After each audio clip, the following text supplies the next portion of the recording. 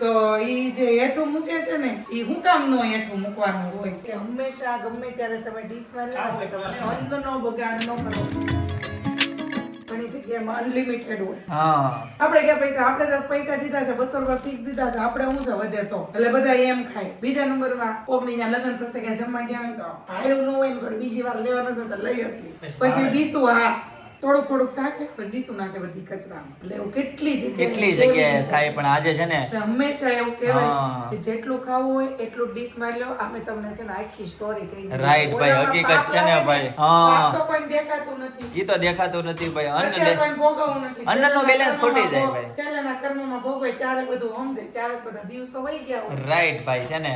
એટલે છે ને અન્નનો બગાડ છે ને આ રીતે તમે ન કરો. અને આ રિયલ સ્ટોરી કે એના મુંબઈના દંપતી હતા. ઓકે.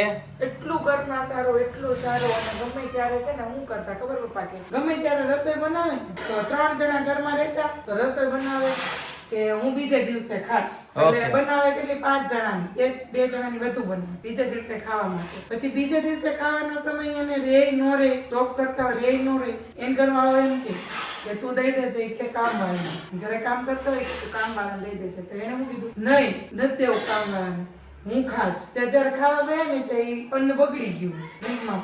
એ અન્ન ક્યાં નાખે? કચરામાં નાખે. તો એવું એનું રૂટીન હતું. ઓકે. અને છેલ્લે એને આ પ્રોબ્લેમ આવ્યો. અન્ન ખાતા બંધ થઈ ગયા, નવીનું લિક્વિડ પીવાનું ચાલુ થયું. બરાબર. ત્યારે એને એના આ બધી વાત કરી. એના ગુરુજી આવ્યા છે ને, એના ગુરુજીને વાત કરી કે તમે કોઈ દિવસ કે બહારનું કઈ ખાતા પીતા નહીં, બહારનું કોઈ દી કાંઈ ન ખાતા, બધું ઘરે બનાવીને ખાતા. હા, તોય તમને આવો કેમ રોગ આવ્યો ને આવું કેમ થયું? પછી એક્ઝામ્પલ તરીકે બધી આ જે કઈ તો તમે તમારા દિનચર્યા કયો ઈ કેમ ગુરુજી પછી ખ્યાલ આવ્યો કીધી ને ત્યારે એના ગુરુજી એને આ વાત કરી. બરાબર છે. તો ભાઈ આવી રીતે અન્નનું અપમાન તમે કર્યું હતું કે ઈ ન કરવું જોઈએ. કે ગરીબના મોઢે નહોતા જવા દીધું, છેલ્લા નાખી દીધું હતું ને અન્ન દેવું. ઈ તમને નડ્યું. ઈ તમારી કે આયુષ્ય તમારી બાકી રહે ને આયુષ્ય તમારી લિક્વિડ થી કાઢે. રાઈટ ભાઈ છે ને, મસ્ત જોરદાર સરસ મજાની વાત કરી ભાઈ છે ને. જીવનમાં અન્નનું બેલેન્સ રાખવું પડે ભાઈ છે ને. ભવિષ્યમાં કાલે પૈસાનું બેલેન્સ તો જોવે જ, બરાબર છે.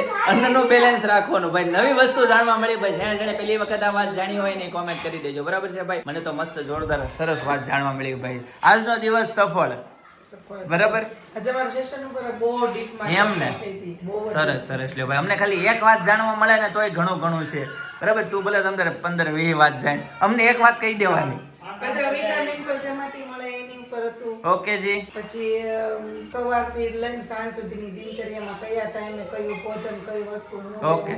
આનો ઓનલાઈન ક્લાસ કરાવે છે કે નહીં? ઘણા લોકોની કોમેન્ટ આવે કે ઓનલાઈન કરાવે છે કે? 2200 લોકો છે ઓનલાઈન. શું વાત છે? 2200 લોકો. 2200 દેશ વિદેશ વાળા બધું છે. એમ ને.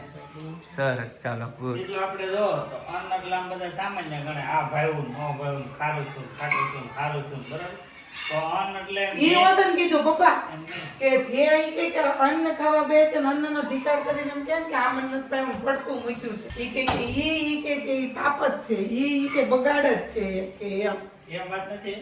એ છે પણ આ તો કહો અન્ન એટલે આમ સામાન્ય લાગે પણ અન્નની અંદરથી શું થાય? અન્નથી લોહી બને અને લોહીથી શક્તિ બને, લોહીથી વિચાર આવે, લોહીથી જ કામ કરી શકે. લાખે નાખો જીવનનો આધાર અન્ન. તમે અન્ન ઉપર તમે લોહી બનવાનું કીધું પણ અન્નનો દાણો કેમ બને ને ત્યાં લગીની મને વાત થઈ કે શરૂઆત ક્યાંથી થાય? તો કે શરૂઆત કે જમીનથી થાય. જમીનથી. ઓકે. જમીનની કે પેલા ખેતરમાં જમીન છે ને ખેડૂત એની વાહે એટલી મહેનત કરે એક દાણો પકાવવા માટે. ખેડૂતે મહેનત કરી એની વાહે મજૂર રહી કે ગમે એ પાક છે એ પાક લીધો, પાક લઈને ગમે ત્યાં વેચો, એ વેચવા વાળા કઈ રીતે હાચું એમાંથી એને કઈ રીતે ત્યાં બધું વીણાયું ચૂણાયું બધું કર્યું. એ પાછો દુકાનમાં આવ્યો. હવે દુકાનમાં આવ્યા પછી ન્યાય મજૂરે ઉતાર્યો, મજૂરેથી ઉતાર્યું, ત્યાંથી આપણા ઘરે મજૂર નાખવા આવ્યા, ત્યાંથી આપણી ઘરે આપણે ઉતાર્યું, આપણે ચડાવ્યું, વીણું તો ત્યાં છેલ્લે બાકી ઘંટીએ લઈને કે ઘંટી વાળાએ કહો ગયા. અને અહીંયા આવીને આપણે ચાલીને અને ઈ આપણે કઈ એક રોટલી તો એમ કે રોટલીમાં ધોવા લાગે એટલી પણ ઈ રોટલી ક્યાંથી ઉત્પન્ન થઈ નીચેરો તમે જોવો ને તો તમને ઈ રોટલીની વેલ્યુ થાય. કેટલી મહેનત હોય ને એની પાછળની. જો ભાઈ બેન થઈ ગયા રેડી. યલો ડે છે. બેને પહેરી લીધું છે યલો. તું મારું યલો પહેરતી છે 5XL. તો પહેરલે તે પણ બેન તમારું યલો ડે છે. blue નો Messi હા, કહેવાય ને ઈ એમ. કઈ આ જે 5XL છે ને બધા ઈ પણ આમ લાગતું નથી કે આમ એટલું બધું open હોય. એવું છે તો પહેરી લે સપના, એવું ન લાગે. તો પહેર ને, કેમ કે સપના તો એટલું પતલી થઈ ગઈ એટલી બધી છે. મોજીટો આવે ને મોજીતો મોજીતો યસ એને અન્નમાં ગણવાનો કે નહીં comment એને કરજો. કોમેન્ટ નહીં, liquid form માં થાય. એમ ને પછી લિક્વિડ ફોર્મમાં થાય. ઈ પાણી જ છે, એમાંય વિષ્ણુ ભગવાનનો વાસ છે હો. દરિયામાં હા એમાં જ છે. તમે હંમેશા પાણી છો. એક વસ્તુ યાદ રાખવાનું કે હંમેશા કે પ્રાર્થના કરો તો બહુ સારી વાત છે, પણ પ્રાર્થના ન કરો ને તો ખાલી તમે એમ કહો ને કે હે ઈશ્વર, હે પ્રભુ, કે આમાં જે કોઈ અન્નમાં જે કોઈનો હાથ છે ને એ બધાની હું ક્ષમા યાચના કરીને અને મારા ભોજનને હું પ્રસાદી તરીકે આરોગું છું. Yes.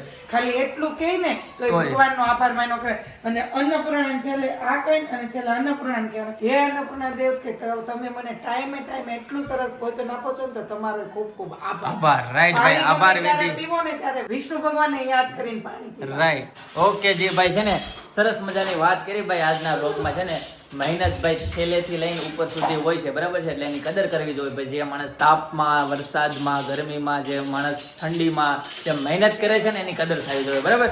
મમ્મી તમે પણ બહુ મહેનત કરો હો, વાસણ ખખડાય ખખડાય. વિષ્ણુએ નમઃ.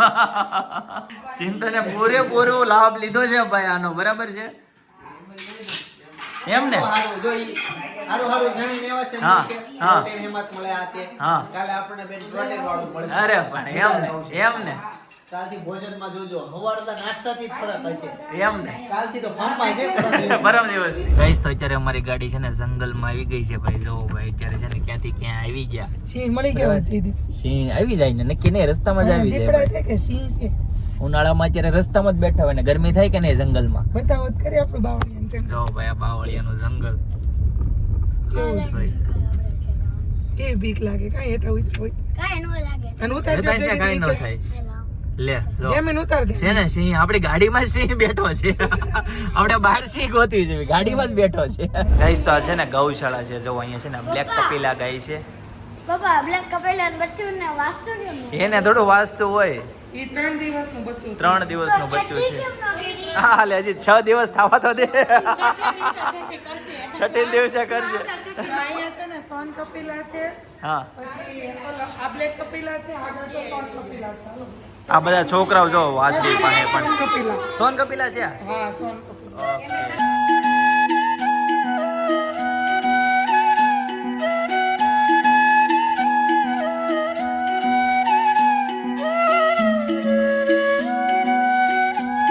ગાઈસ તો આ છે ને વ્હાઈટ કપિલા ગાય છે ભાઈ. ગીર ગાયમાં છે ને સૌથી ઊંચી. જો ભાઈ ગઈ સમય અત્યારે છે ને મસ્ત ગૌશાળા ફાર્મ હાઉસમાં આવ્યા છે. તો જો અમારા નીતાબેન, નીતાશ્રી મોટા બેન અમારા પહોંચી ગયા છે. सबसे हमारा जो ग्रुप है सबसे बड़ी लेकिन सबसे छोटी है. जयदीप क्या बोलते हैं आपको? जितना बाहर हो उतना अंदर हो. ये सब लोग जो बैठ गए हैं लेकिन 2-3 बहन तो नहीं आई है ना सेजल? કેમ કે ઓચિંતાનું નક્કી થયું એટલે કોકને ને કોકને કાંકને કાંક આવ્યું, કેમ કે અગાઉ પ્લાન નહોતો થયો. અને જો સામે છે ને બધા જેન્ટ્સ બેઠા છે અને આ બાજુ છે ને સામે બધી ઘોડી ને ગાય ને એવું બધું છે કે જે તમે આગળ જોઈ શ્વેત કપિલા ને સોન કપિલા ને બધી અલગ અલગ ભાતની ગાયો, બધી બહુ બધી ગાયો છે. ગીર ગાય છે બધી મસ્ત, બહુ જોરદાર જગ્યા છે. એમે કોને ભાડે આપે છે તો કે ના નથી આપતા, કેમ કે આ પ્રાઇવેટ ફાર્મ છે. રેન્ટ પર બેન્ટ પર એવું કાંઈ કોઈ નથી આપતા, પણ આમ સગા સંબંધી આવે ને બેસે ઈ જ તે, બાકી આમ કોઈ રેન્ટ પર નથી આપતા. ગાઈસ તો ફાઇનલી ઘરે પહોંચી ગયા. મસ્ત ભાઈ ગૌ માતાના દર્શન કર્યા, બરાબર. અને બધી પિનલની બેનો ભેગી થઈ હતી ને બહુ એન્જોય કરી. બરાબર. હેતાંશભાઈ ને કાલે હોય રજા. ભાઈ હેતાંશ બાકી છે. લેશન બાકી છે ભાઈ ને. કાલે જવાનું છે ફાર્મે. કાલે છે ને જવાનું છે હેતાંશ ને ફાર્મે. हमें जाना जाने का है. ओके. होमवर्क करेगा ना, क्योंकि कल तो वो पानी में પપ્પા એક વાત કહું? એન્જોય કરેગા ફૂલ. फुल एंजॉय हाँ. करेगा. कूद कूद के थक गए होगे. યસ બોલીએ છેલ્લું ભાઈ. પેપર વધ્યું છે આમાં. છેલ્લું હોય તો છે પછી આખી બુક પછી પૂરી, પછી વેકેશન, આ સ્કૂલે પછી મોજ કરવાની, ફાર્મમાં જવાનું, નાવાનું, ખાવા પીવાનું એક ને બુક તો આખી પૂરી થઈ ગઈ. એક બુક આખી પૂરી થઈ ગઈ, બીજી પૂરી થઈ ગઈ. આમાં હું લખવાનું? હવે તું ફર્સ્ટ માં આવી જાય છે હેતાંશ, ફર્સ્ટ ધોરણમાં. ગઈસ તો આજે છે ને આપણા એક ખાસ સબસ્ક્રાઇબર ચાંદની બેનનો બર્થડે છે, બરાબર? તો બર્થડે ની ખૂબ ખૂબ શુભકામના. તમે તમારા જીવનમાં ઉત્તરોત્તર પ્રગતિ કરો અને માતા પિતાનું નામ રોશન કરો. ચલો ગઈસ તો આજના માટે આટલો જ. આવતીકાલે ફરીથી મળીશું નવો વ્લોગ, નવી સવાર, નવી એનર્જી સાથે. ત્યાં સુધી બધાને Tata, bye bye, C you, good night, જય કૃષ્ણ.